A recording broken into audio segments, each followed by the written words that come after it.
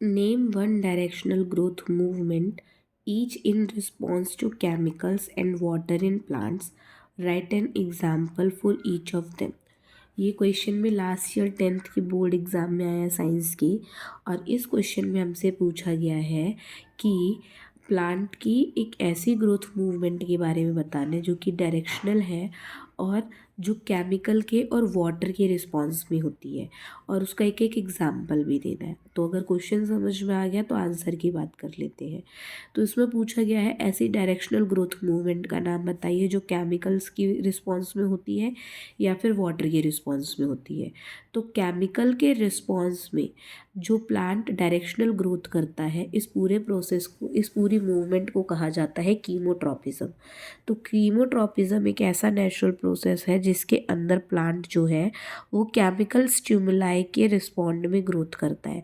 मतलब कोई भी केमिकल अगर रिलीज़ हो रहा है तो उस केमिकल रिलीज़ जहाँ पर भी हो रहा है वहाँ पर रिस्पॉन्ड किया जाएगा और उसके डायरेक्शन में रिस्पॉन्ड किया जाएगा। तो इसको कीमोट्रॉपिज्म बोलते हैं।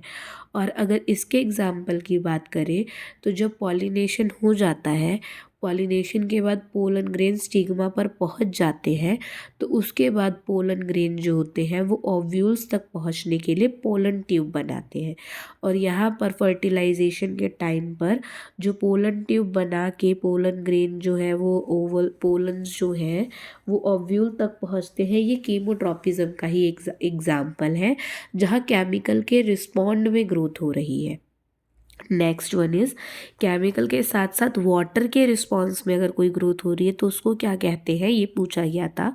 तो ऐसी ग्रोथ को कहा जाता है हाइड्रोट्रोपिज्म। ऐसी मूवमेंट को कहा जाता है हाइड्रोट्रोपिज्म।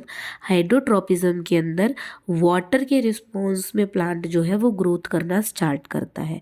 और इसका एग्जाम्पल होता है प्लांट की रूट की ग्रोथ, जो कि अंडरग्राउंड वाटर की डायरेक्शन में होती है।